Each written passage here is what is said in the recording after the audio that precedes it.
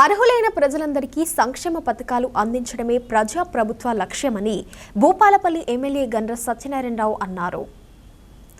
భూపాలపల్లి నియోజకవర్గంలోని కమలాపూర్ గ్రామంలో పలు అభివృద్ధి పనులకు భూపాలపల్లి ఎమ్మెల్యే గండ్ర సత్యనారాయణరావు శంకుస్థాపన చేశారు.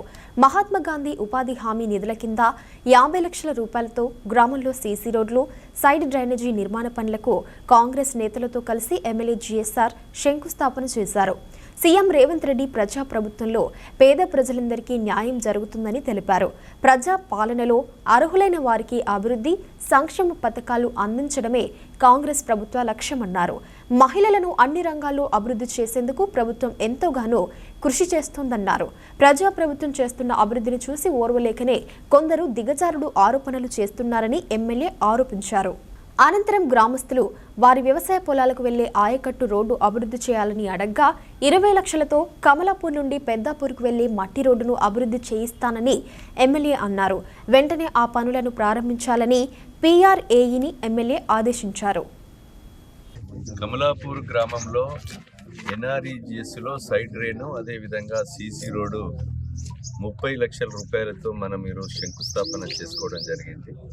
అదేవిధంగా ప్రజలు ఈరోజు మన పొలాలకు పోయే దారులు ఈ రాష్ట్ర ప్రభుత్వం ముఖ్యంగా గ్రామాలలోనే సీసీ రోడ్లు వేయడం, అదేవిధంగా పొలాలకు పోయే దారులు ముళ్ళలు మూటలు ఎత్తుకొని పోయి చాలా ఇబ్బంది పడుతున్నారు అనే ఆలోచనతో గౌరవనీయులు రాష్ట్ర ముఖ్యమంత్రి రేవంత్ రెడ్డి గారు ఒక ఆలోచన చేసి పొలాలకు పోయే దారులన్నీ కూడా ఆయకట్ రోడ్లు ఇవ్వాలనేటువంటి ఒక దృఢ సంకల్పంతో ఈరోజు మనము ఆయకట్ రోడ్లను కూడా మంజూరు తీసుకొస్తున్నాం.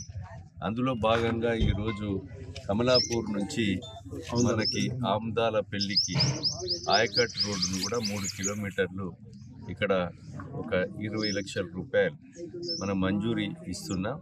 అదే రకంగా ఈ నియోజకవర్గంలో అనేకమైనటువంటి ఆయకట్టు రోడ్లు కానీ, అదేవిధంగా 63 సెంటీమీటర్లతో వర్షం పడి అతలాకుతలం చేసి రోడ్డు తిరిచే 124 చెరువులు దిగి రైతులు అన్నమో రామచంద్ర అని ఏడుస్తుంటే మనము 29,70,00,000 తీసుకొచ్చి చెరువులను శాశ్వతంగా మరమ్మతు చేశాం.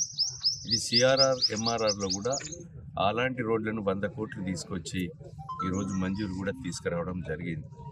అదే రకంగా ఈ రాష్ట్ర ప్రభుత్వం గతంలో ఉన్నటువంటి ప్రభుత్వం మిగులు రాష్ట్రాన్ని 7 లక్షల కోట్లు అప్పు చేసిన ఆ అప్పులకు మిత్తి కడుతూ ప్రజా సంక్షేమ పథకాలు కూడా అమలు చేస్తున్నాం.